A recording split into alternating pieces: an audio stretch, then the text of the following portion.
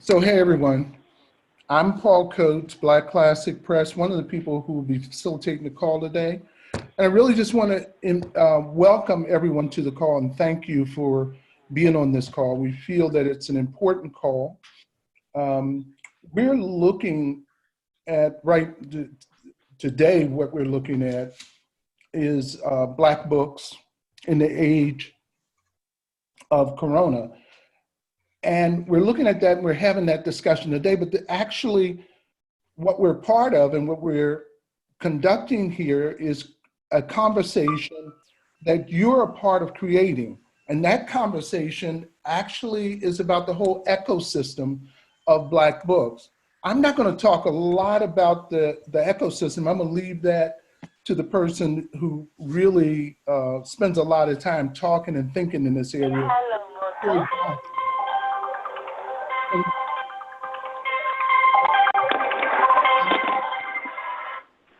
And guys, you have to, every once in a while, we will have glitches. Everyone is supposed to be on mute when they come in.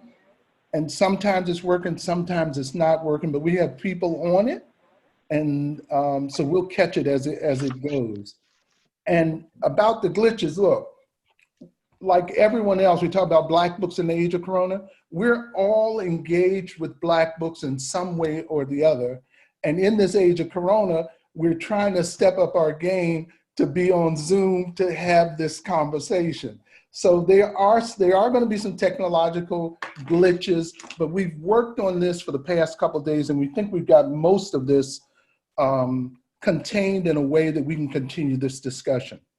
So our discussion tonight is focusing on, again, Black books in the age of Corona. Like, we're in a time that all around us, the conversation is pandemic.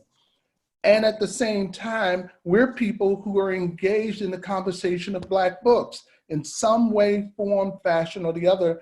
Our lives are connected. Either we're readers, we're librarians, we're writers, we're authors, we're people who compose books, we're people who sell books, we're people who publish books.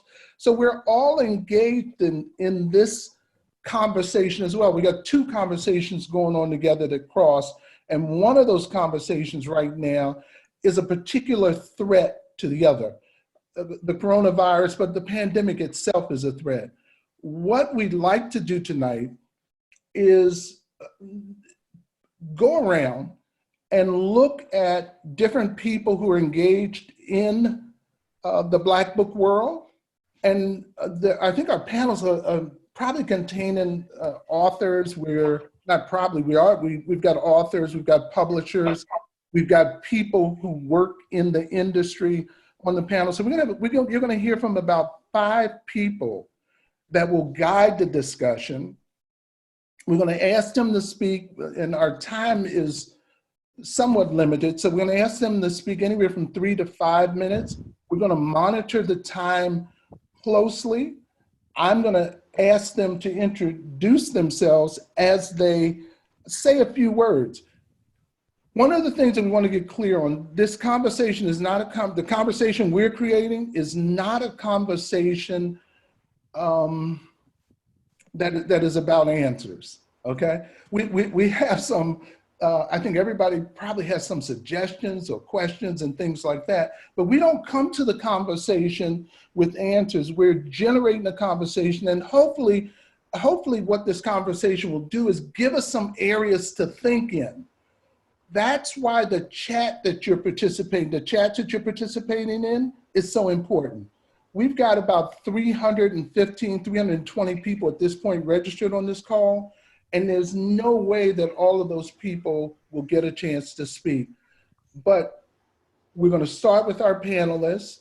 And Couture, I know you had up the structure of how this conversation is going to go. So if I blow it, please jump in and help me. I will. Okay. So while I am leading, and you'll probably hear my voice a number of times tonight, Couture, who started the call from Just Us Books, is the person who is helping me, assisting me, and keeping me on track. I'm going to try to keep the panelists on track. She's going to keep me on track. And we also have in the background, the person who's monitoring the chat and all this stuff is Natalie from Natalie Stokes Peters from Black Classic Press. Look, I think I've said enough for right now. Can we begin with the panelists? And I think Katura has the order for folks to begin in. If we can begin in that order, and if Katura, if you want to say anything about this at this point, I would appreciate you, just going on and taking it over and doing what's got to be done. But basically, the people will come in, introduce themselves, and speak for a few minutes. And guys, again, monitor your time, please, because Katura will cut you off. And if she don't get it, I'll get it, okay? Well, I think we wanted to start off with a general question, asking our panelists for their perspective and what they're seeing in the Black book community. What are the opportunities? What are the challenges? And we're hoping that people will share some bright spots as well. So if we can get started with Troy from AALBC, that would be great. Hello, everyone. It is really great to see so many faces and from a wide variety of platforms and familiar faces. This is terrific. But for those of you who don't know, my name is Troy Johnson, and I am the founder and webmaster of the African American Literature Book Club, which is really better known as AALBC. AALBC, I started in 1997.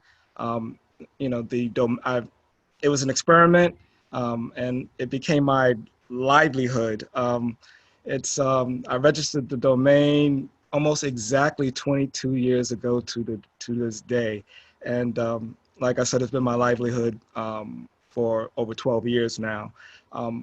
Today, it's the largest, most frequently visited website dedicated to books by or about people of African descent. In 2019, last year, it was a record year for traffic, which is really terrific if you consider all of the adversity that you have to deal with.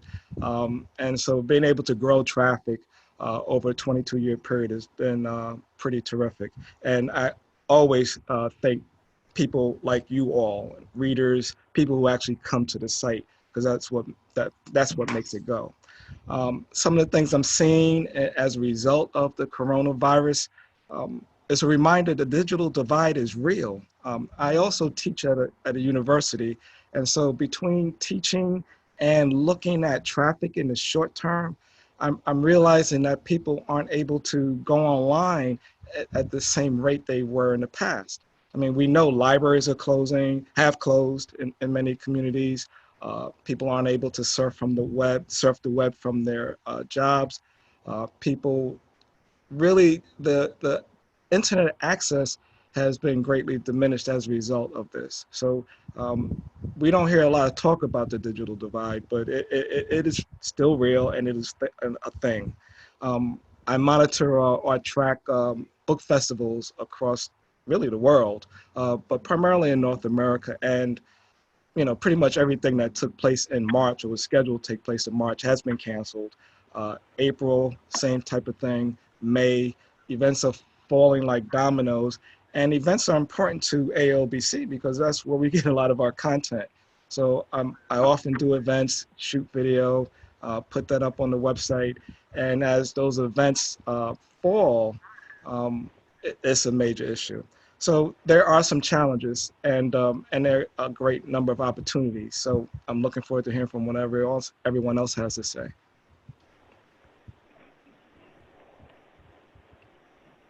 Okay, great. Paul, do you have any follow-up, or we're going to go right to James? Paul is muted. Okay, Paul is muted. James, are you unmuted? I'm sorry. Let's go ahead and continue. Can we? James, you're up. James from Kassahun Books. All right. I'm James Fugate from Kassahun Books here in Los Angeles. We have been in business over 30 years. One of the participants I saw sign in online, Ricky Pierre from LAUSD, is listening. And Ricky was a big part of how Kassahun came to be because he helped us in those early days, especially when he was a student and promoting our store and promoting Black books. So I'm glad to see he's part of this. And I, like everybody else, all the people listening, this is the biggest challenge any of us have faced ever. You know, this week we were shut down by the city, so our stores closed to traffic, but we are still able to process orders online. We are doing that daily, and we'll continue to do that, and just hoping that,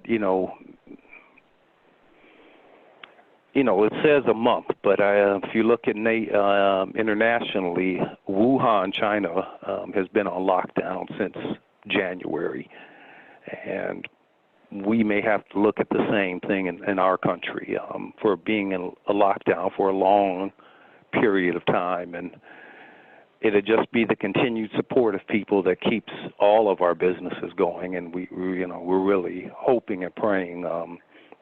And especially people like Black Classic Press, like Africa World Press, that businesses we've known and dealt with for a long, long time can weather this storm and continue to serve us and continue to keep good books coming, because it's very important now that we keep good books out. So that's it from me. It's interesting you're talking about the emphasis on online orders, because you can't do in-store orders, and Troy just mentioned the digital divide. So you have to wonder how many people who might want books but may not have access to the means to even buy them online if they can't get to the store. We did have a phone call, several phone calls last week from elderly people who did not know how to order online, wanted to come by the store on Thursday and Friday, Friday especially, when we had completely shut down. And we said, they couldn't come by, they couldn't browse, and they didn't know how to order online. It is definitely a digital divide with a lot of people, and our challenge is that so many people are used to going to this awful behemoth that will they think about local bookstores. We continue to send out daily emails, and for the most part, people have responded every time to emails, but it's going to be a challenge because a lot of the small businesses here in Los Angeles are complaining about the fact that they are deemed non-essential when several large behemoths are selling not only food products but also books and other items. Right. Okay, we're going to go ahead, Paul. We're going to come back to you. I'm sure we're going to come back. And one of the things I'm going to challenge everyone to do is share with us, if you will, and you don't have to do it now, but if you can think about it, I'm really, really interested in what you're planning to do with those elders, what you're planning to do for those people who don't know how to use the computer, because I would suggest that inside of that, there is the opportunity. There is the opportunity. If we can figure that one out, there's the opportunity. But if you just think about it, and other people, I'm really interested in hearing what you guys are seeing in terms of opportunity. And I'm looking in the chat, hopefully I don't lose it. Someone's saying, Greg Thomas is saying, I wonder about using phone chains to solicit and execute Black bookstore orders now. And I just lost the rest of his comment because people are in the chat sharing ideas, which is fabulous. But I got the first part of it, so I think that sounds good. We are gonna pivot to children's publishing and kick it over to someone I call Mom, Cheryl Hudson of Just Us Books. Hi, everyone. I'm Cheryl Willis Hudson, the editorial director of Just Us Books and a co-founder with my husband, Wade, who's the president and CEO. And basically, our business has been really impacted by this coronavirus in a lot of different ways. And the opportunities, I think, are great because we are dealing with children and are providing books and learning materials that center the Black child. We need to remember that There are so many children who are now home, are being homeschooled, who are looking for materials. I'm not sure. Sometimes they are being sent home in Newark, for example, with with tablets and learning devices. I'm not sure whether the children are actually getting books or whether they have home libraries or access, but that's always been a challenge for us.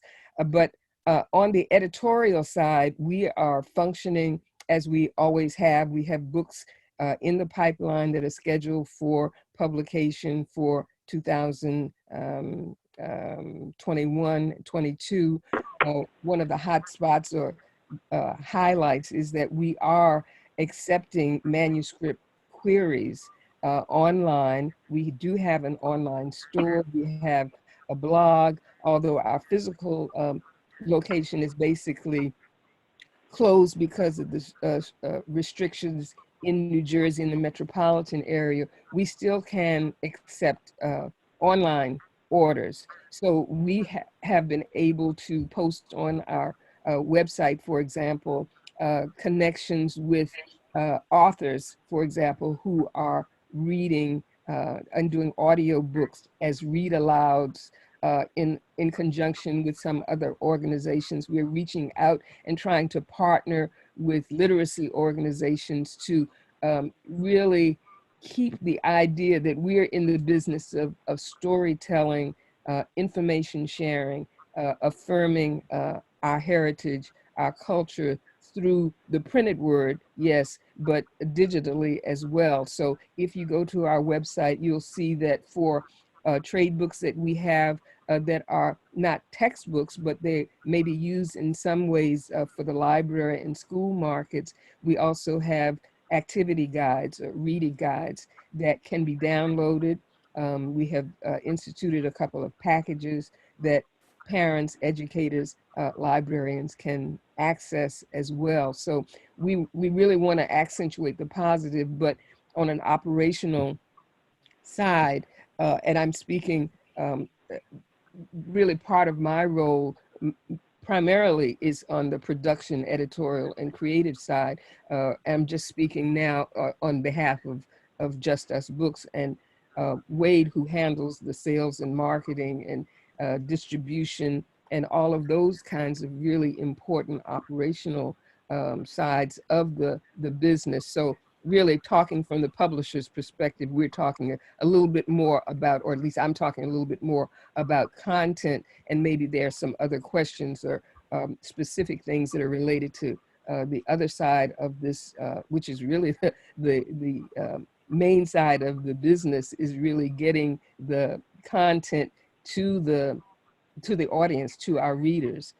So I think that's about it in terms of operation, but we just want to emphasize that, you know, it's very, very important in this ecosphere to know and to reiterate that, you know, children are the future. They need the learning materials, they need the information, and we're trying to do as much as we can to partner with whomever we can to get those materials to our children. Great, thank you. And I want to thank everybody for keeping their comments focused like we requested. Who's next, Couture? Kassahun. Kassahun Next. Checole, Yes. my friend. Hi, everyone. Hey, I hope you can hear me. Yes. Very good. I'm Kassahun Checole of Africa World Press and the Red Sea Press. We do both publishing and distribution. We've been working very effectively to expand our operations to South Africa lately. It seems like that has come to a screeching halt as we can't even travel to South Africa. But our production work is going on actively.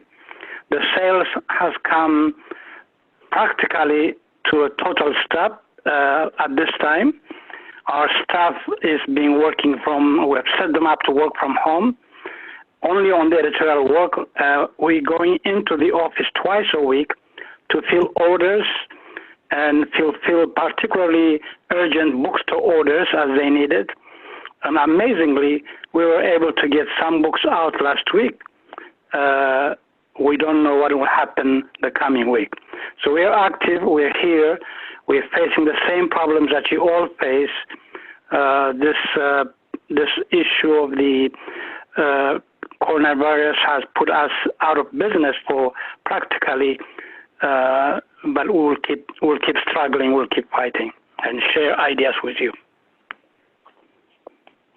Checole, anything that you're looking at that you're optimistic about that you care to share with us? What challenges are you facing that you see yourself navigating, and how do you expect to do that? Well, we need to do a whole lot more on the web and also through virtual ordering. We are moving more and more to producing our digital platform. We took an ambitious plan to do our own. That is taking its own sweet time, but we hope to be more active on the digital world as well. The other thing is we continue to get orders from our web and through various mailings that we do to our significant list of people who follow our work, and that has been quite active. The big challenge now is how to fill the orders. Got it. Is shipping still available in your area? As far as I know, yes. As I said, we are going in twice a week to make sure that orders go out. Okay. FedEx and UPS are still picking up. I don't know about next week, beginning tomorrow, but they are our main shipping partners, and they do quite a bit with us. So we'll see what goes on. Okay, great. Okay, we're going to be coming back to you guys again. So next up, we have Shirikiana from Sankofa Books. Hi, thank you. Just so glad to be in the same chat room with so many wonderful people. You guys are really the reason that Sankofa is around. We've been a video bookstore since 1998, and we're located across from Harvard University, which is a large part of our clientele. And so when they closed down, we thought, well, we also have a cafe in the bookstore that rents from us. We don't own it. And we thought that, that would be, that the students that were stuck in the dorms were really going to be coming to, to use the cafe and buy books, etc. But now, because this thing has stretched on so long, those guys are going home. Even international students, I don't know how they're dispersing, but they are. And so then we became, as according to dictates of the government, a grab and go place. We took all the chairs out because we have the cafe. Nobody could sit. And you couldn't say, well, I'm sitting at a table with a smoothie and I want to read a book. Can I sit down? No, we just had to take all the chairs out. So right now, customers can come in the store and they can browse and they can buy a book and they can leave. The cafe, same thing. But meanwhile, what we're doing, I can't afford to have clerks the way that I had before. So our buyer is in the store working feverishly to return our books off the shelf. Because the way that I purchased books was by using credit cards, and I've done this for years, never had any problems. It gives me a couple of weeks to pay them, and it just works fine to me as a kind of a business operation. So now he returns those books, and it will help us a lot. We just pay shipping. And otherwise, we're also have a team moving really quickly to put our books online. So that is the way we're trying to navigate this moment. but I think the idea of opportunity is very good. We are working with other people like Greg Carr, Professor Carr, who is putting his lectures on the Sankofa channel. We have a YouTube channel. And encouraging other professors that are all of a sudden required to be digital masters who need to put their lectures online, put them on Sankofa's channel, and let's bring, draw people to that site. So and then link the website, the channel, just kind of stir up a lot of attention so that we can weather this storm. And then at the end of it, maybe have developed a new way of operating, a more enriched way of operating with people who have access to the internet. Now, the question that is really critical is, what about people who don't have access to internet? And also the question is really critical. I'm not the paranoid person in the room, but I think that we're relying on a system that we don't control. The internet is not run by us. We don't run Comcast. We don't run the people that run the internet. So we will operate this way as long as the internet allows us to operate this way.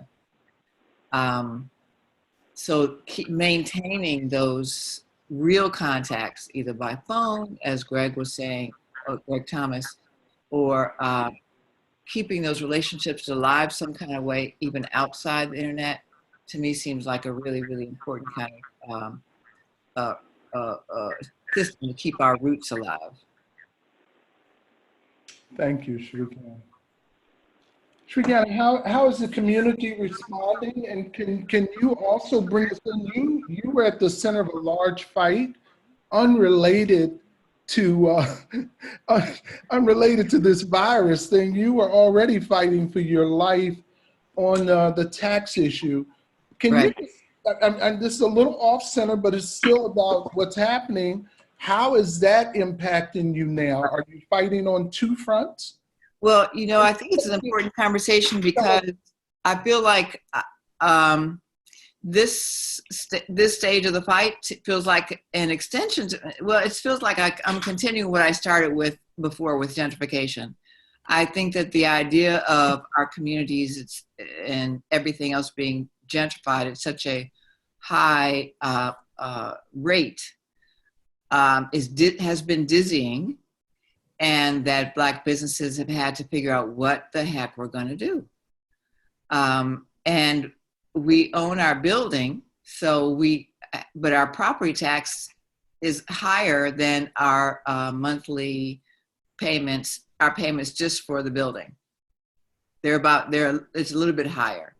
We're still paying the property taxes. We were able to get tax abatement for 10 years, but it hasn't started yet. So we've been paying this extraordinary $3,300 a month for property tax to sit there and, look at the city, and they look at us, they collect our taxes, and we can't get it funded. So we've started a whole new campaign, or I guess continued campaign, to ask people to go to the website and click on a letter to the mayor, fund this thing now. Can you imagine if I didn't have to pay that 50% of what I pay every month? Just so, it would help me a lot. I don't know how we're going to sustain this next period, right, with such a high tax burden. Right.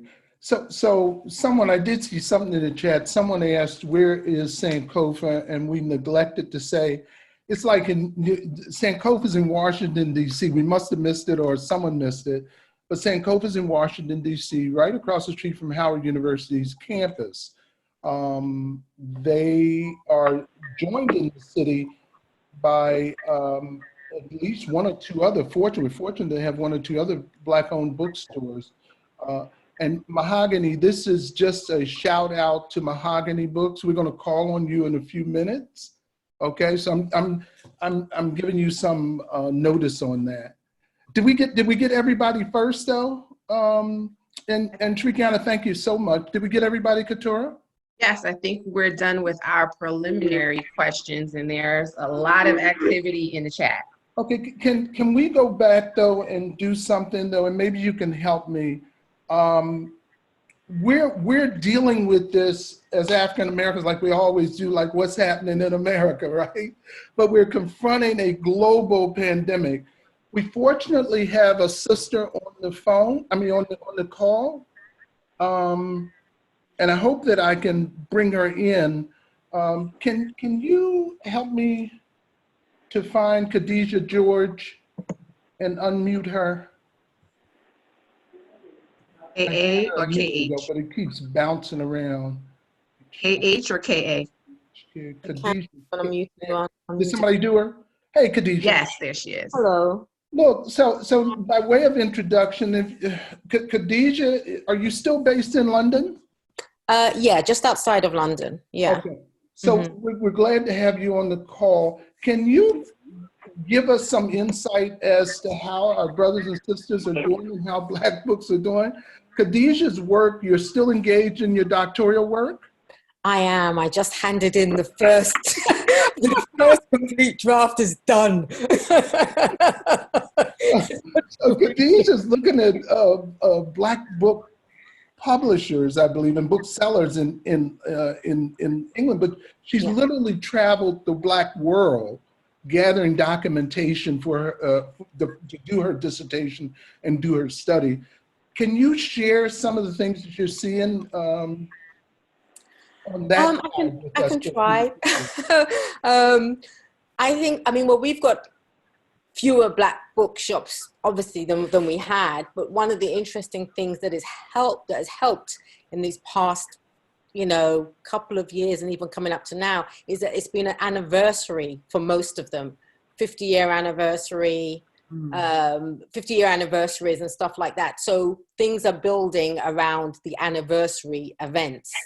And that's what's been happening, which has been really good. So there's been a higher profile around the bookshops. So for example, like New Beacon Books, which is probably the foremost one in Finsbury Park that was run by John LaRose and Sarah White.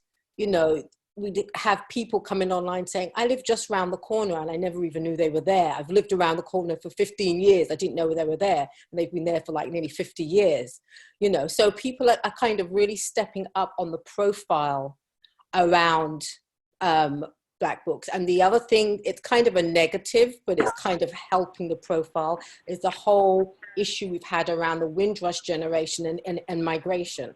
And the immigration situation. So again, that's focusing a lot on what is happening in the Black world. And interestingly, then you've had some other writers and authors kind of using the Windrush generation images on the front of their book, saying, well, we're linked to the Windrush people too. Like, really?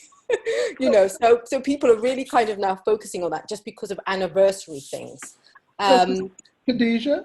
Yeah. So how are like New Beacon, have they been impacted to the point that they've had to close in London? Oh, everything. We had a total lockdown on Friday. It was announced total lockdown. Okay. In London. So everybody's closed. So from tomorrow, everybody's going to be closed apart from pharmacies and supermarkets. For food stores and pharmacies are the only ones allowed to stay open. Everything else is going to be closed. Okay. And so transportation is going to be limited as well and everything. So New Beacon have been putting their books online.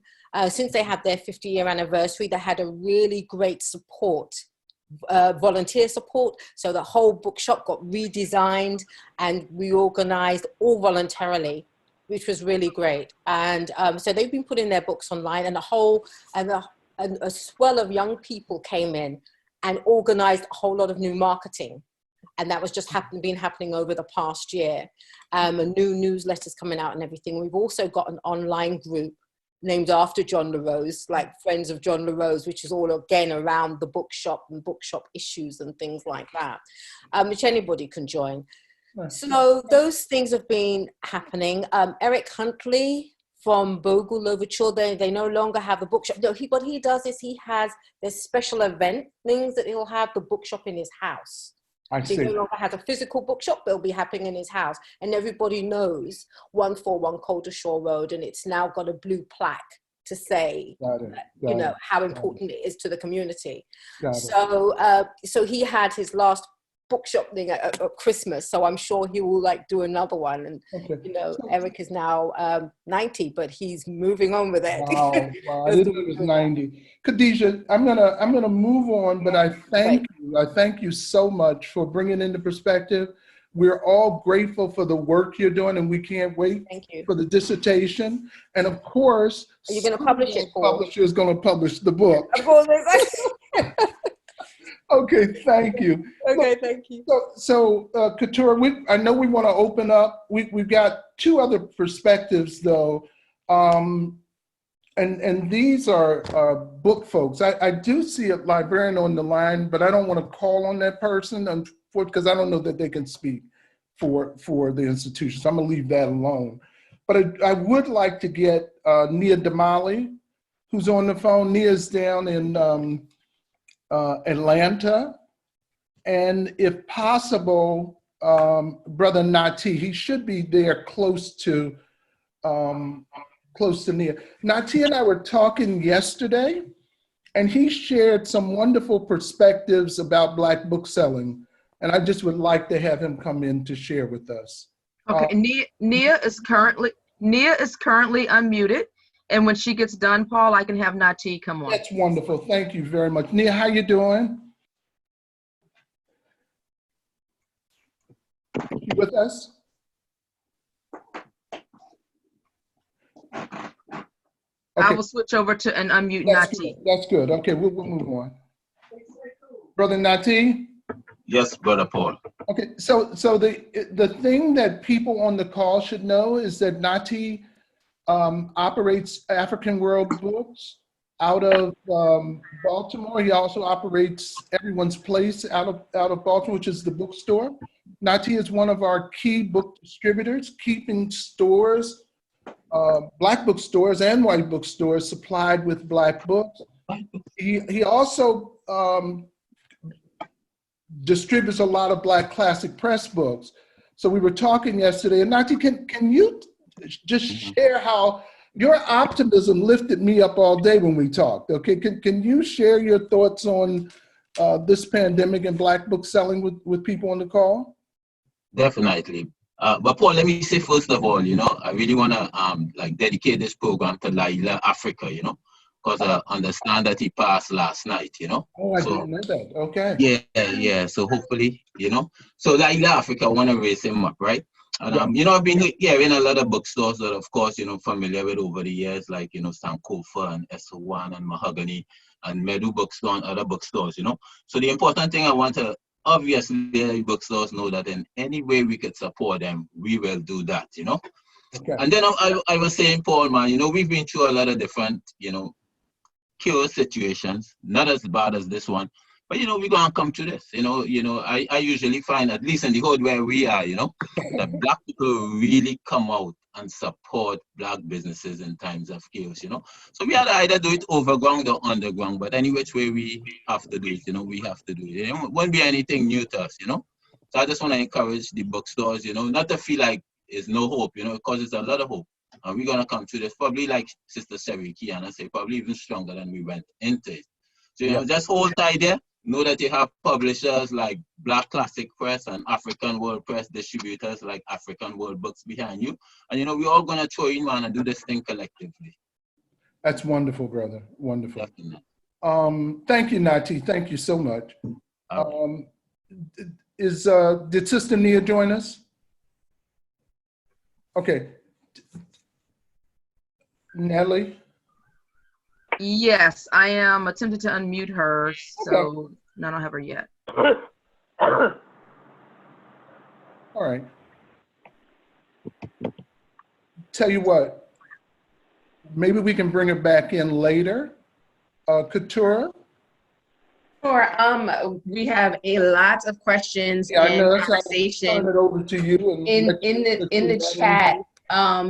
We talked a lot about the digital divide, but given the restrictions on things like deliveries, I know there are some places where you can still come into bookstores, which Shirikiana mentioned, and some people were doing drop-offs or curbside pickups. I know, I don't know if Derek from Mahogany is on, but he had mentioned that on a previous call. We were just talking. But really making sure that we have a strong digital presence is important. And someone raised the question, how do we better serve and engage customers when our physical locations are closed or restricted? So I would open that question up to the panel. I think the panel asked the question. Yeah, you know, that's one of those questions. And look, folks, like, keep in mind, this panel doesn't have a lot of answers to that. They don't control UPS. They don't control the internet. You know, like, I mean, the real deal is that stuff is changing and developing every day. And one of the things we talk about is, I'm talking about as booksellers, we don't really have the control. So to answer a question like that, we're not the ones, you know, like in New Jersey, you got shut down. We'll probably have shut down in Maryland and DC tomorrow. I don't know when, but it's probably coming because this thing is that great. I don't know that we're equipped to deal with a question like that. But I do think, I mean, someone's in the chat mentioning texting, mentioning YouTube and WhatsApp. How do we make our social media presence stronger? How do you build up your email list so we're not dependent on, say, Facebook, which, you know, you don't really own that content, as I think Shirikiana alluded to.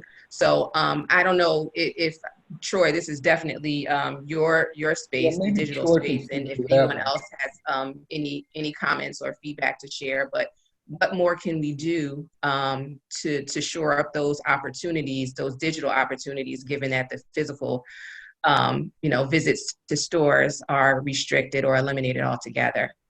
Well, all of the stores, certainly on this call, have websites. And I think it's, you know, just extremely important for us to support those websites. You know, social media, you know, all of the stores here predated social media. And, you know, we provided a service, whether it was online or in the physical world, long before social media came along, and we'll probably live beyond social media. But what we need to do is, we can't treat platforms that we don't own as if we own them. You know, in other words, there are people who lament the fact that Twitter is biased, but Black people disproportionately use Twitter. You know, the simplest solution to that is just stop using it. We often lament, you know, the challenges Amazon provides, and particularly the Black book ecosystem. You know, the best way to deal with Amazon is to stop using them. And the other thing, you know, even talking about Amazon a little bit more is, you know, they've positioned themselves as if they are, you know, they have the ability to provide better prices. And in reality, they don't, if you look across the universe of books that they sell. But at the end of the day, we have to, you know, visit sites like, I see Mahogany Books down there in the corner. We have to visit sites like James has a website. And indeed, I have to take advantage of those websites myself. We have the platforms in place. It's just a matter of utilizing them.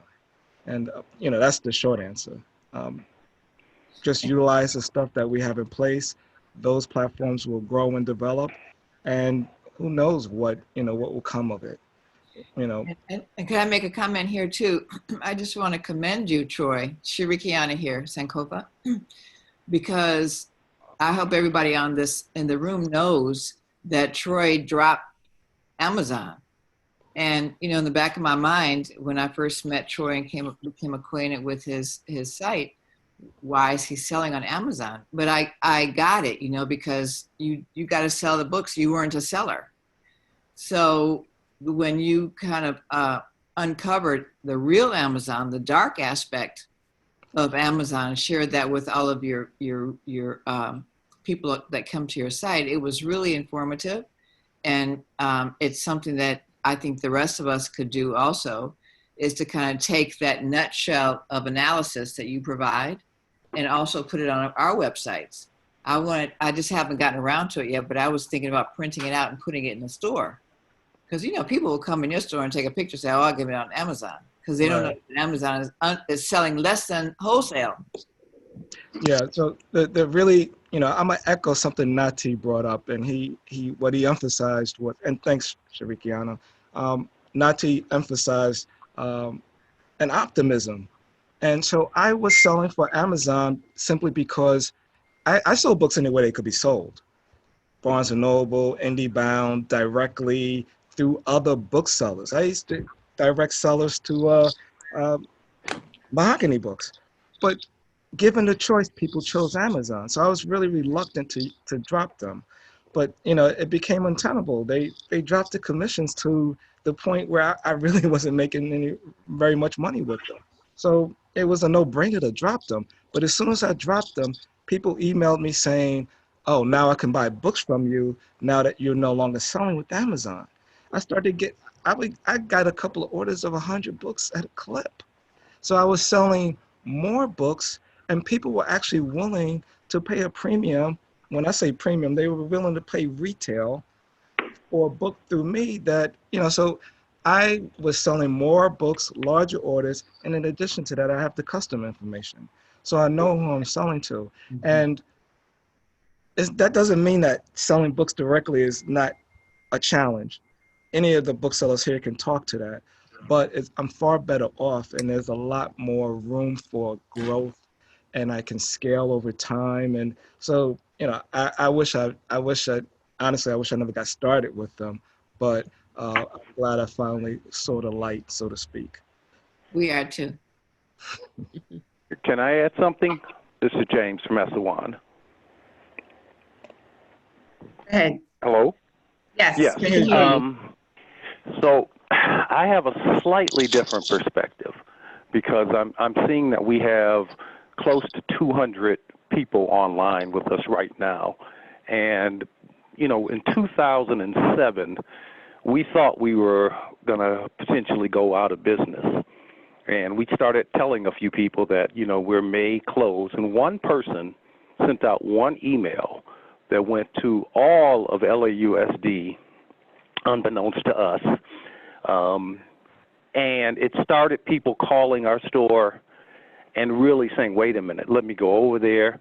The email went to government officials. We got calls from the mayor's office. We got calls from Representative Maxine Waters' office and other people.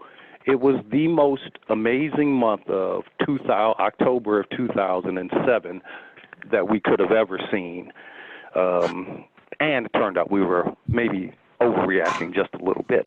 But we have that same power today. We have hundreds of people who are joined us on this call, and they have the ability to send to all of their list, to tweet, to do Facebook, even Instagram, which I rarely use, but I don't use it at all, in fact. But they have the ability to say we have to start supporting Black bookstores.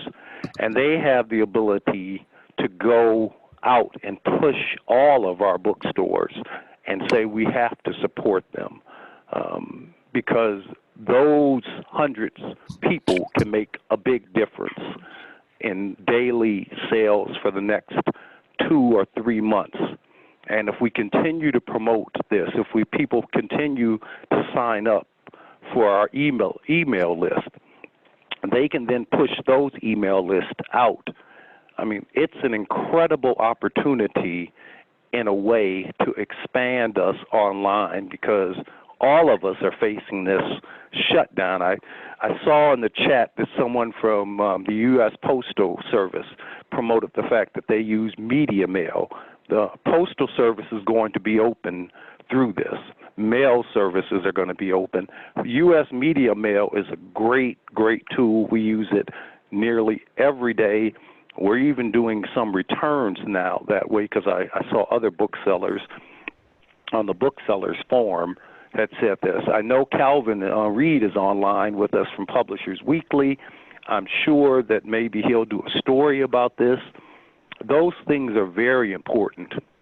But we also need the support of a lot of the authors that we've had over the years. Terry McMillan has a new book out. We need to promote the fact that we need to promote them to promote us and our stores. And this conversation today is really important towards that end, because it's those online sales that can make the difference. If you just do a couple $100s a day, I had said on Friday I was going to sit down and look at a budget, and I knew that the budget would maybe be $100 to $200 a day. I didn't do it. We got busy on Friday. We had a lot of orders, but we need to have a budget for every day of the month. One thing that happened in 2007 is that I ended up going to the Small Business Association, and we talked about the struggles we were having, and the guy that I spoke with said, start a budget every month. We had been in business for 20-something years at that point, and we had never had a real budget because we always had really good sales. But when we moved to our current location, it really was a big downturn. Yeah, that budget is a lifesaver for me, because every month I can look at what we are going to pay and what is coming in. And, you know, I know now that there won't be, within a month, there won't be any publisher payments because we've suspended orders with publishers, but we do have still other bills to pay: rent, light, ourselves. Me and Tom Hamilton is the co-owner of the store. He's not on the call, but, you know, we have to do those type of things on a monthly basis. But it's all of these people listening that can make such a big difference, because you start promoting on those emails, and it's amazing what those emails can do. It's just amazing. I mean, when Michelle Obama went on. Yeah, James. Yes. I apologize. My computer crashed. I'm on a different computer. And I wanted Katura just to take some other questions and move it on. Sure. Yeah, I think, did we unmute Calvin? We'd love to give Calvin Reed from Publishers Weekly an opportunity to share. Let's see. Hey, Calvin. Hey there, I'm here. Out there, Calvin. I'm here. Thanks to James for the shout out. I'm a little concerned about that cough I keep hearing from him, but I'm going to move on from it. Take care of yourself, brother. But what James is you're not supposed to make me laugh. Well, I don't. I apologize. But you're worrying me with that thing. Well, look, I like I said, I'm here as a reporter. Much as James said, I'm here as a reporter. This is a pivotal moment for independent publishing as well as book selling, and I'm doing what I do. Yeah, I will write a story. I mean, my only comment, I put a little thing up there, is that we obviously should be wary of these giant platforms, but Black people are all over these platforms. I mean, don't we have to learn how to use them effectively if we don't have our own? Twitter, I mean, Black Twitter is an amazing resource. But Amazon is a whole other question. Yeah. And we absolutely have to be thinking about independent alternatives to it. But social media has transformed book publishing. I think we need to pay attention to it. Just my opinion. Calvin, thank you so much. Yes, thank you for joining and for covering. I would love to bring in the perspective of a librarian, and we have Aaliyah Jones, who I'm going to get the city wrong because I always do, but she's in a library in Ohio. So I'll let her introduce herself, and hopefully she can share some of her perspective. Oh, hi, everybody. Hey. Hey. So I'll just speak really quickly. Our library kind of connected to what Troy was saying in the beginning, because we had a really hard time deciding to close in the first place, because as you know, like we have 41 branches, so it's a huge system, and we have a very large homeless population. So as we know, a lot of people use our space for shelter, not only shelter, but also internet access, and it's how they carry on their lives and their businesses. So I just wanted to reiterate that that's a really big issue. The digital divide is huge for so many people in our community here in Ohio, in Cincinnati, Ohio. So I really connected to that point. And from what I've seen, a lot of libraries are trying to figure out how to keep people connected to reading and story times. Like you maybe have seen a lot of digital and virtual story times going on right now. It's kind of bookstores and libraries are doing that. So I know my system has been trying to have librarians record story times for kids so the parents can listen to them with their kids and keep them interested in books. I know one way we've been trying to incorporate diversity in Black books is making sure that we think about diversity as we're picking the books that are going to go on camera, that we're reading, and also book lists. A lot of our librarians have been reached out to give book lists. And we're always trying to keep a lens of equity, making sure that we have books where kids can see themselves in all types of ways.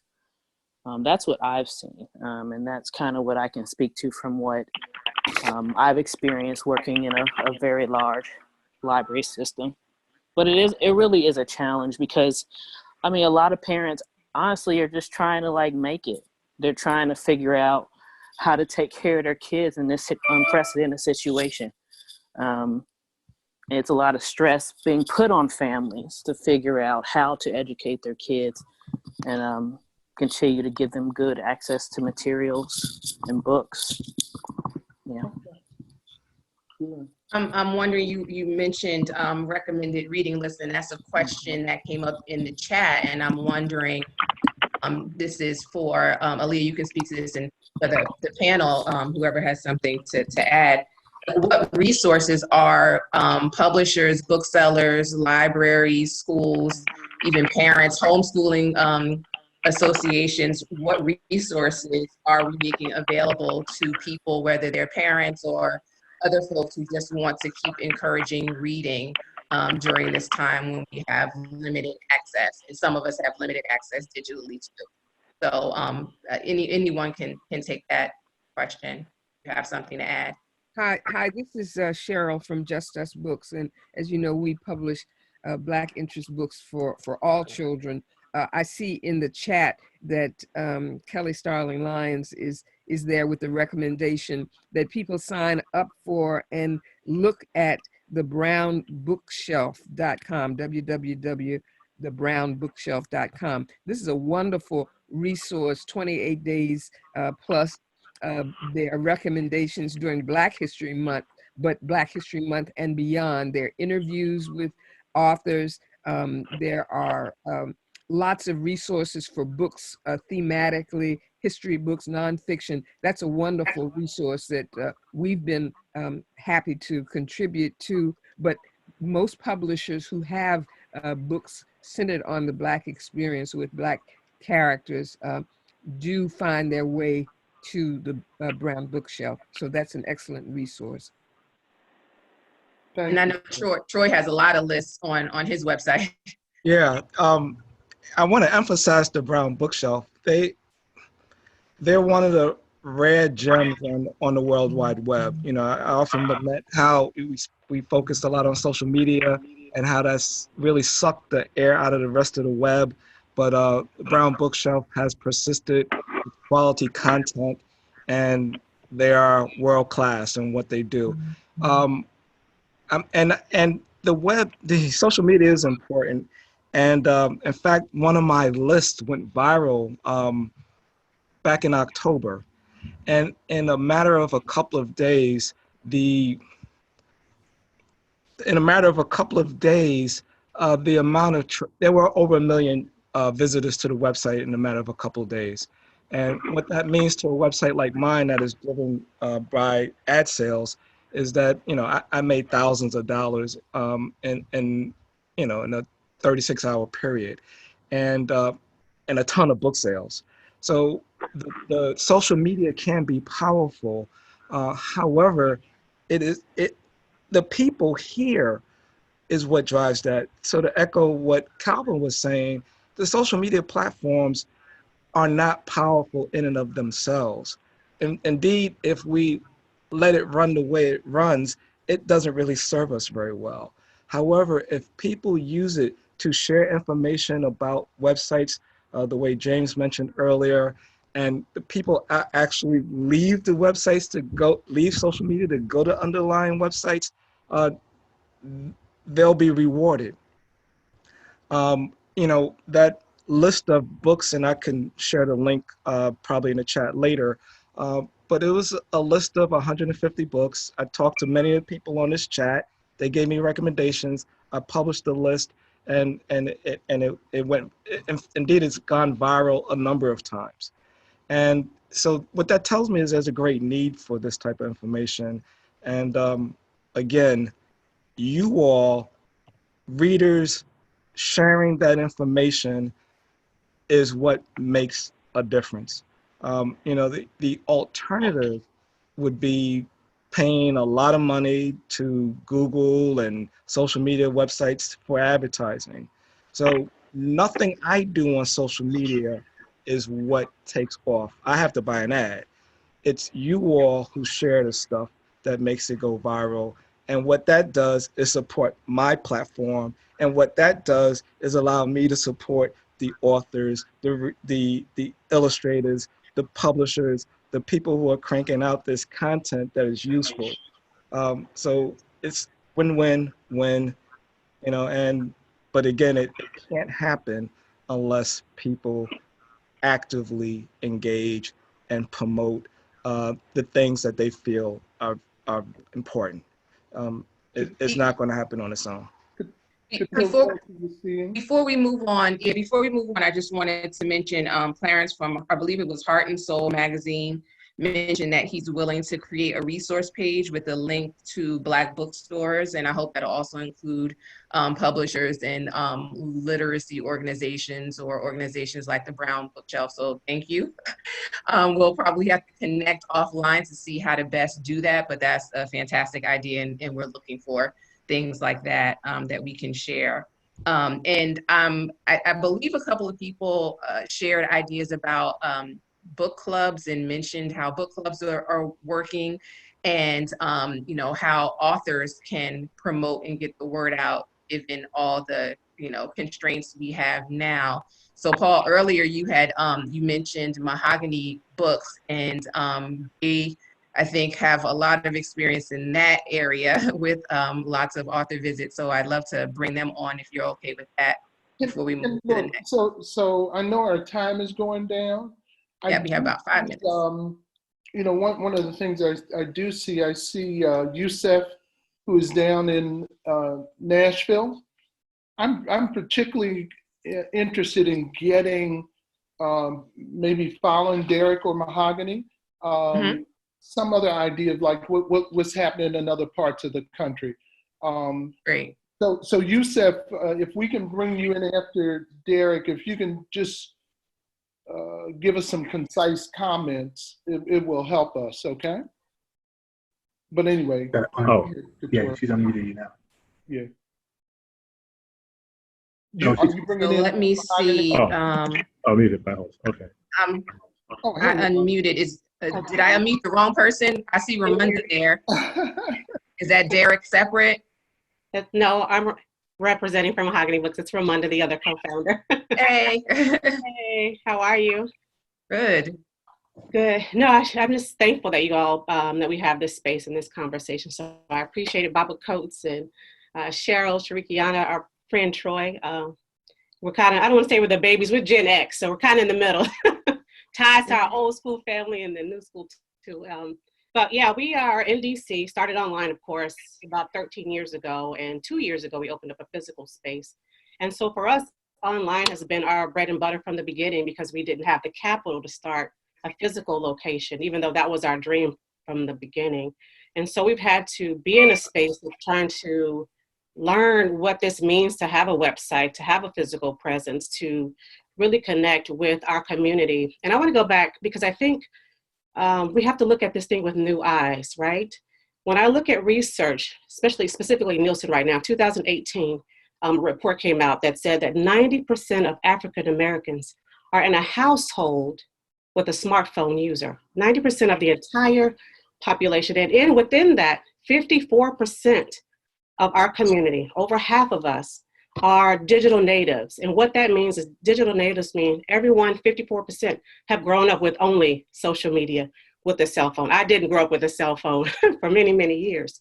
But in looking at that, for us, we had to change our focus because there are huge pockets of our community, of course, that don't have access to the internet. That was one of the reasons why we wanted to have a physical store, so people could still access books no matter what kind of digital access they have. But if you look at those numbers, 90%, that's 6% over the entire population have access to online smartphones in their household. Now, some of our more advanced community may not have the cell phone, but there's somebody in their sphere, somebody in their household that does. And so for us, we've kind of shifted to how do we connect with 90% of African-American households that have a smartphone. And so it is through our website. Social media has been great for us. We have not only relied on social media, we do have a very robust email list because we do know that people don't have social media. But Instagram, I want all of us to really try to look at Instagram, not make it your only. And Brother Troy is right. We can't really rely on social media fully, but it must be a part of your portfolio. When you look at 54% of those people are on there, that's all they know is cell phones and digital content. And so if we don't take advantage of that, I think we're missing out in a huge way. But for us, with the shutdown occurring, it has impacted us, even though we're online. Physical store not having that space there is a tremendous hit to us. You know, I love when people can walk in off the street and browse and shop. You don't get that same type of experience, visceral. Has been a huge hit to us, not having people come into the physical store. But we really tried to look at social media. Book clubs, I think somebody mentioned in there, streaming our book clubs. We'll continue to stream our book clubs because it's been important for us to have anybody and everybody be a part of those conversations, whether they could get to our store or not. You think about phones, but transportation, some people can't even get to our stores as well. So what can we do to do that, to connect with them? So of course, social media, people can call us. We just launched Black Books to Go, which is kind of our response to curbside pickup. So even though our store is closed, at least right now until April 1st, and could be even more, but Black Books to Go is our version of curbside pickup, where people can just call us if you don't have the internet, and we check the inventory to see if we have that book in stock, and we bring it out to our front door with our gloves on and a smile, because that's all we got, right? And make sure they have that book. And people have been excited just because of that opportunity. I don't think our community should be denied Black books because we are a little bit behind the curve. We have the opportunity to take advantage of this space now to reinvent ourselves, to kind of step out from feeling like we don't have the ability to connect and know that we do. So Black Books to Go is something that we launched and it's been going great. Like I said, people can call us. They can log onto our book clubs that we host online on our Facebook every first Friday of the month. Without fail, over a year now, it's been every first Friday. So I just want to again have you guys think about it from a different perspective. Yes, there are huge pockets of our population that don't have access, but there's a tremendous amount that do. And how do we step back and take advantage of that and really serve them and make Black books accessible no matter where they are? Paul, this is Natalie, and I'd like to make a comment. One of the things I'd like to mention, just in general, in terms of reaching out to our community, I don't want us to sleep on audiobooks for those who have vision issues. I mentioned in the chat Abantu Audio, who is a Black-owned audio book production, distribution, and selling company. Thank you for bringing them in there. Yeah. Right. I wish I had remembered to invite them in on this call because I think it could have been valuable. But my mom has vision issues. And so things like audio and being able to read, on a digital platform is very important. And I think for our community to keep having access to all of our authors, that's an important platform. And so let's not forget that as we're in this process that we think about, who, again, let's not leave ourselves out of the conversation. No, And you're correct. You're correct. So look, at this point, like we're at 7:15, we're supposed to be winding this down. We're supposed to be taking comments from people on the panel. We're supposed to be headed toward an end. There are almost 200 people still on this call, though. So you guys have a real fire for Black books. And so if I can ask out loud and put my co-people on board, can we go for another 15 minutes or so? Because there's some legendary, this is a different kind of opportunity. I've never been in this space and had so many legendary Black booksellers in one space that I could see at one time. I'm looking at the folks from the dock that's down in Fort Worth. I'm looking at my people up in Detroit, Hey, y'all. and the thing is, I know we don't have a chance to get everybody in, but are people on the call okay if we go over 15 minutes, we go an additional 15 minutes? Can we add 15 minutes on the call? Is that okay? It's fine with me. Let's do it then. Let's do it. Is that okay, Couture? Yep, with me. And I do have it right? We were supposed to be closing down and summarizing, right? We were supposed to be closing down and summarizing, but I know you wanted to get some more perspective. I really think it's important and if I could just ask, when the people come on, if you could just really capitalize what's happening in your area, if you could just tell us what you're hopeful for, how people are treating you good or something like that. We can try to get a few more people in. Okay, and I know that my brother Yusuf was down in Nashville. He was supposed to be coming up. Yusuf, can you condense what you're saying, brother? Yes. First of all, I want to applaud you for what you're doing. I think this is a great opportunity for us to network with each other and be supportive of each other. We used to, back in the day, have the Black Caucus at the ABA conference when we used to circle around each other.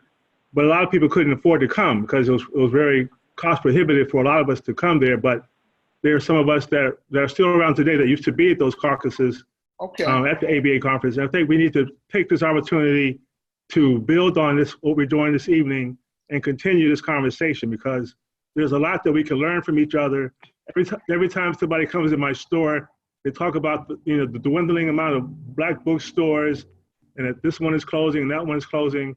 But we can be opening up stores if we support each other and network, and let the newcomers know what it takes to survive and be in existence. It's been a blessing that I've been here 34 years in Nashville, but it hasn't been without hardship. And so I think that during this time of the virus, people have been coming by, plotting that, they want to be supportive, trying to ask what they can do. There are a lot of college students in this city from around the country. They talk about their stores in respective cities, and also the lack of stores. But I think right now we need to rally around this moment, network with each other, and plan the next meeting, because people are hungry to feed into this. And so we got to have this is a beautiful structure, and I think we just have to continue the conversation on a monthly basis. Yusuf, so along your line, there is a second call as yet. The date is not planned for booksellers, but one of the outcomes of this call, hopefully this call will generate people, whether it's booksellers, whether it's authors, all that. to do other calls around what's happening and what we can do to support each other. Nellie, can you help me bring in the people from the Dock bookstore in Fort Worth? They're under Democratic. And then the sister Janet Jones up in Detroit. I know I'm missing some other people. How about, Okay, Anita? Donna Craddock is now Well- unmuted. Okay, Donna, go ahead. Can you, and I apologize, if you can capsulize for us. You guys are doing fantastic work down in Fort Worth. I love it. Love being on your site. Oh, she's muted. I unmuted her. Go ahead, Danya. She's muted now.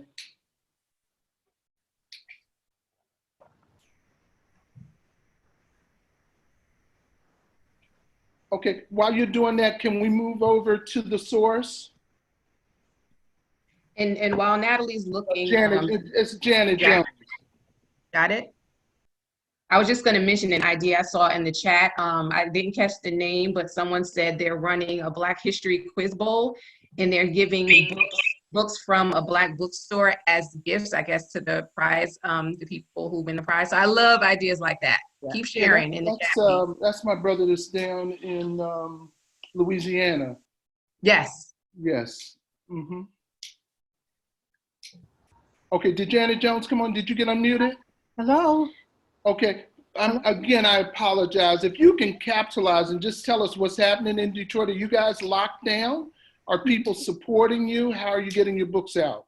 Well, we are taking full advantage of all the things that ABA has to offer, such as Amazon has deprioritized their book program. We're taking advantage of getting the extended invoice payments through June, so that we're not having to pay our invoices. We have started our online presence a little bit more intense. We are talking to people about audiobooks.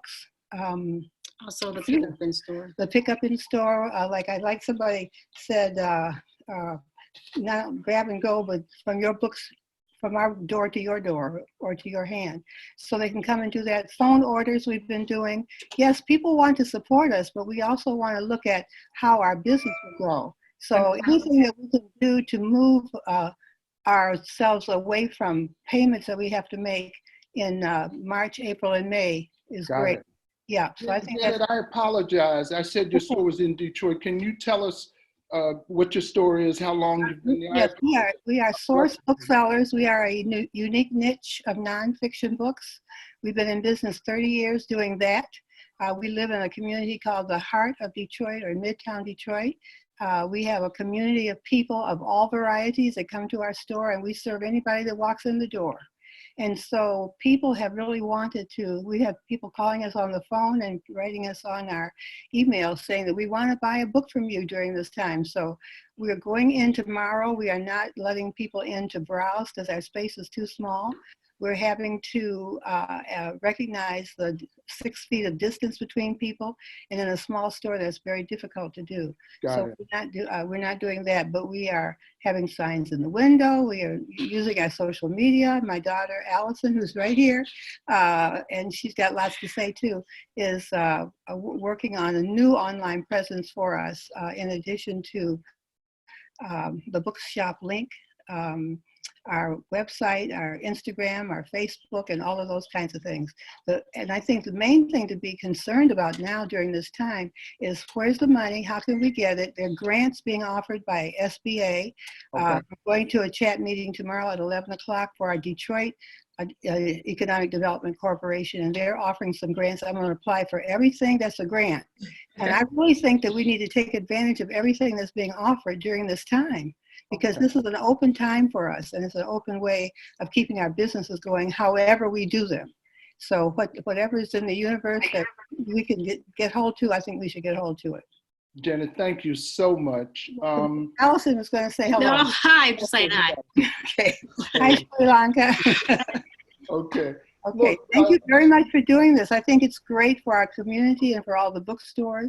Okay, and I just want to be clear, this was something that was generated out of talking with Shirikiana in DC, and the other people who jumped on board immediately, Katura and Natalie have really, and Troy there. I get to, see, I'm an old guy, so I get to do that, right? But, me too, Paul. Me too, Paul. But I'm glad to be with the East Coast Power Rangers again. Did Danya get back in there? Is it Donna Craddock? Yes. Okay, I am on her right now, so it looks like we lost him. No, it looks like she's unmuted to me right now. There you go. Can you hear us? Okay. We can. Please tell us where you're located, because you guys do so much work down there. And if anybody gets near Fort Worth, Texas, go see these people, okay? But tell us. Okay, this is Danya Craddock and my sister Donna Craddock. We own a family-owned and operated bookstore in Dallas-Fort Worth area called the Doc Bookshop. We've been around since 2008, so about a little over 12 years. We had just a weekend was really busy, a lot going on. We have certain areas of thematic thrust, like we have the Doc Radio, we have the Doc Directory, we have the online bookstore, we do the audio books, we do the paperback, hardback, all those different things are loaded up on our website. We work with a lot of different groups. We have a lot of book clubs that meet there. And so it has been, this coronavirus, yes, it has been something that has been like very challenging. But that's an opportunity for us to start with our kuumba, which is within every last one of us. Start those creative things, use social media creatively. We've been going crazy just trying to keep up with all our different platforms. But again, we are out there trying to really push our authors, trying to get everybody loaded up on a radio show, trying to work with our entrepreneurs, our business who do not have brick and mortars.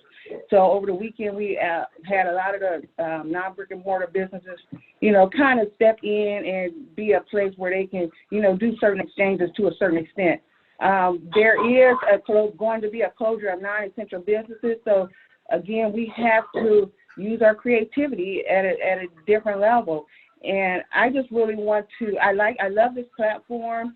And I think if we can all have some common message that we put out there and say, just similar to how the ABA did with Amazon, similar to how Troy is doing some amazing things. And I think if we also at one time, even if we say one day, we're just going to penetrate social media with Black business, Black information, anything we can think of, even if we had to take an author and penetrate that author or publisher and just do it in one voice, and it becomes very powerful, I think, if we can, synergize. And so maybe we can go look at some of that in the forward. But I love this platform again, and thanks to everybody, all the authors out there that keep praying for us, because this is, shout out to Nachi. This is so much a labor of love. So we are we're right at about that point at 15 minutes. Yes. Couture, and I'm going to ask you to just bring folks back into that one. We didn't. Sure. I was going to do one thing because I have an elder on the phone. I mean, not on the phone, on the line, and. I just want to recognize him and ask him, Ethelbert, what are you seeing? You spent 30, almost 40 years inside of a, can you bring Ethelbert in? He is. So you spent 30, almost 40 years. Now, I know that you can give us a dissertation, but you're going to get me in trouble, okay? But I think the key thing here, Paul, is that many people online, it's the question how they're going to survive the next 3 months. Good, come on. I think the key thing is how you make money the next 3 months, and if you're going to invent new systems, how do you capitalize on that? How do you take advantage and build something new? But I think for many people, this has happened historically. Many small businesses can't make it, okay? Or what happens, they have to lay off people who love their stores, okay? And that's very painful. Or what happens, a key thing for small bookstores is the intimacy, okay? The fact that you can't rub shoulders with people, that's key. The fact that if you have an author in a store, you can't hug Terry McMillan. That takes away from the experience. I think the online presence is important, And I'm glad that you know, the statistics in terms of how many people are using like Instagram and Twitter, that's key. Because before Donald Trump, Black people were the ones using Twitter, okay? But I remember when Black people went online. When Black people first went online, the question was, how can I find a man? That's what we were using some of these chat Not rooms my for. question. I mean, we were using it for that. We were using social media to be social, okay? And now when you look at the people who are online, I always tell people this: what would happen if Marcus Garvey had a laptop? Okay, you know, we have those equipment now, and we have to say, okay, if we were Du Bois, if we were Garvey, if we were Booker T. Washington, we should do 3, 4, or 5 times what they do. Okay. Calvin, did you get that quote, man? I love Calvin. Look, I'm turning it over. Couture, you want to bring it home? I mean, you know, this is good. Sure. Mute me, please. We're gonna invite. Mute you. We're going to invite our panelists to help us close. I would love, though, if we have any authors in the chat, maybe just to share some of what you all are doing to stay connected with your readers, especially those of you who have new books coming out or new books out right now. Feel free to drop a link if you have an author site. So put that in the chat so we can see that and support. And in the meantime, I'll transition, and we really wanted to, our goal for this call was to help inspire and encourage us all. And hopefully we'll all leave here with some, you know, new ideas about how we can better support each other and collaborate and innovate to make our Black book community even stronger. So we'd like to invite our panelists to take 1 minute to share maybe a key takeaway from the call today, or what inspired you most. We want to make sure we leave on the most uplifting note possible so we can get back and go to our various corners of the world and keep this Black book thing going. So let's see. Troy is first on my screen, so I'm going to call on you to start us off if you don't mind. Sure. One thing I would emphasize is that we do have reason to be optimistic. As I mentioned before, I think we are the ones we've been looking for. We are the answer. I also want to echo a sentiment that was expressed by the sister out of Dallas. You know, if we can figure out a way to speak with one voice, and I know we're not a monolith, but if we can figure out a way to speak with one voice across all the platforms that make sense to us, I think we can be very powerful. And that's really the source of my optimism, is that we have some untapped, unutilized potential. And we need to start to exploit that. And indeed, we're going to have to if we're going to survive, as Ethelbert suggested, the short term. So I think that we need to take advantage of what we have right here in front of us. Thank you, Troy. Great. Shirikiana, do you want to go next? Sure. I just want to kind of echo what some people were saying. I think the idea, if we're talking about takeaways, the idea of everybody having, you know, the social media idea, the Fort Worth sisters were saying that maybe we would just attack. And this is sort of immediate in the midst of this virus thing.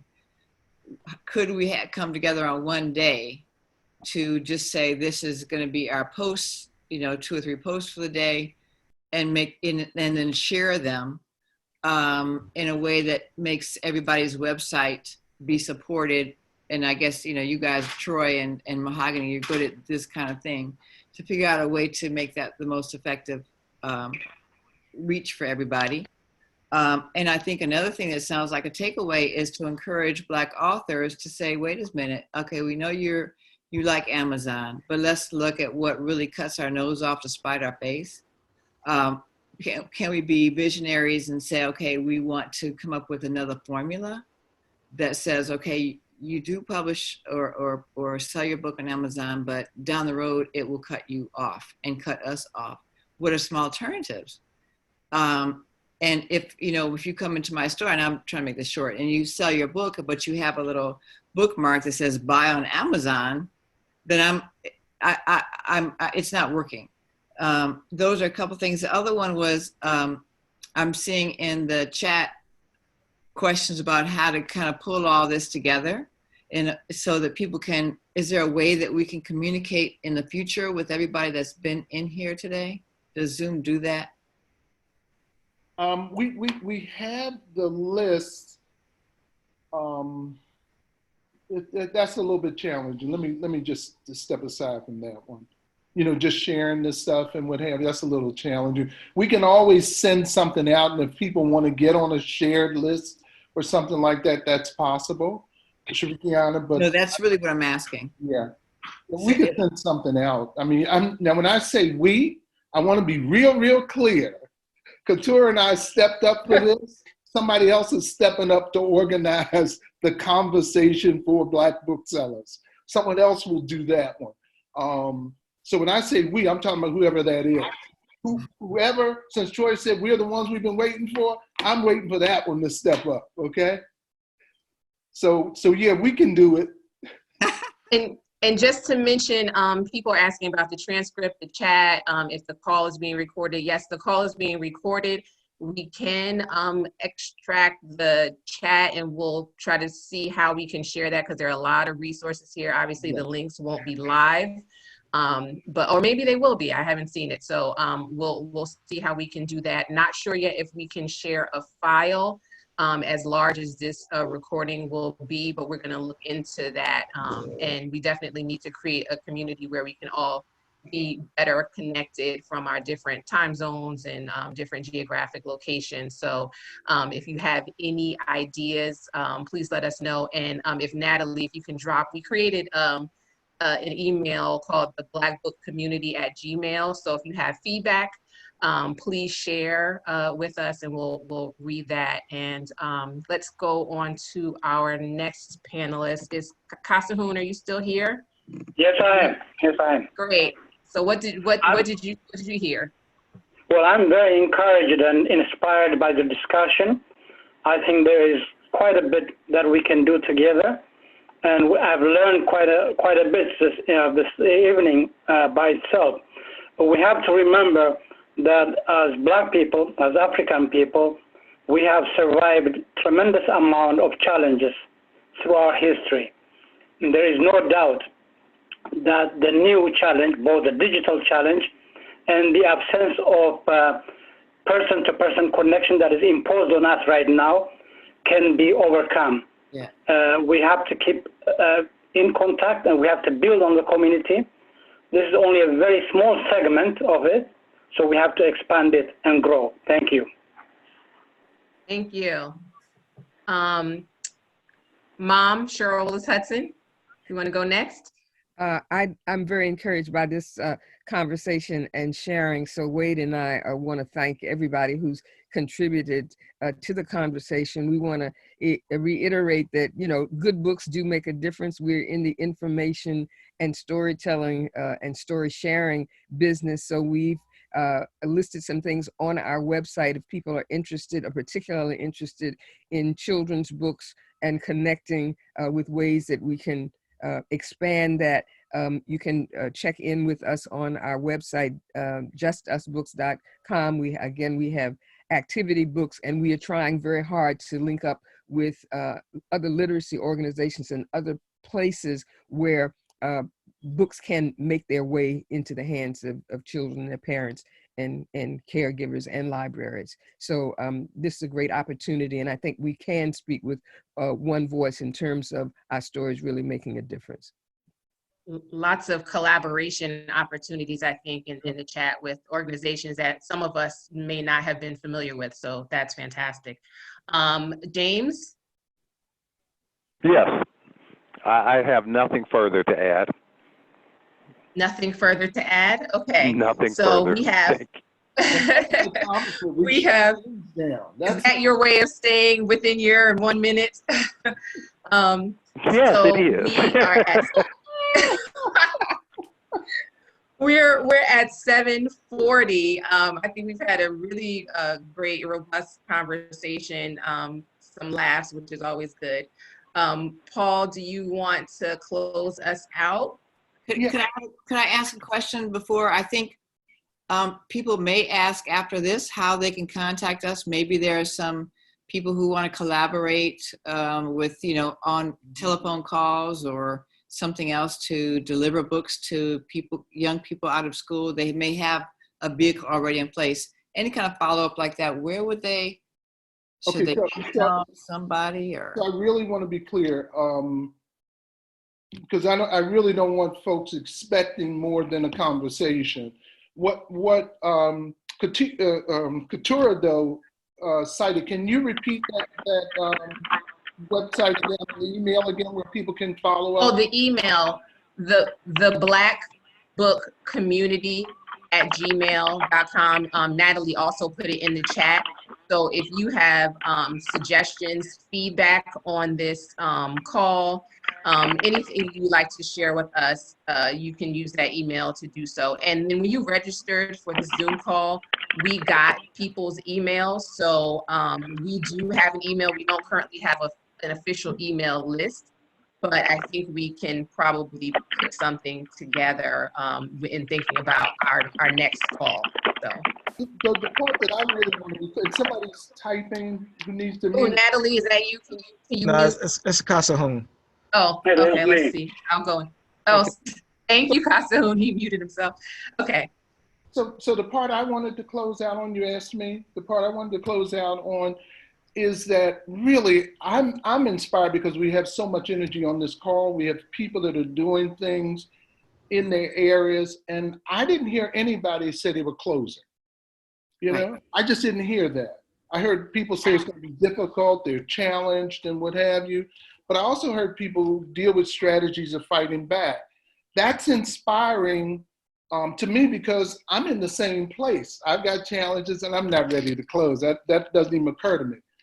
The other thing out of this, I hope that people will get this. We have so many creative people on this call that each of us can really take on to create conversations in our community to strengthen our whole community. I think it's important that we do that. And the thing I was saying is, please don't send me no suggestions about what to do, what we need to do. You know, please don't do that.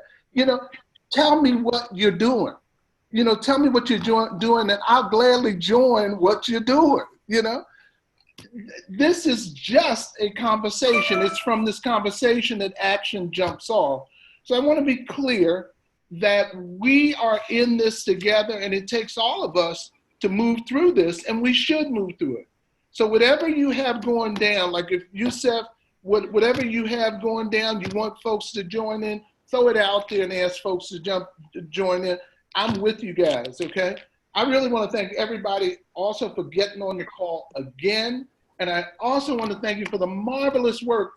I could not recognize all of the people who are on this call who are doing marvelous work, you know, in the area of Black books and making sure that our literacy and our history survives. I just have to thank you all collectively, from the top, from the bottom, all of that stuff. I really, really thank you. And Katura and Natalie, you guys ran this. I really want to acknowledge you all. Yeah, thank you very much. Thank you so much. Yeah. And with that, we're done.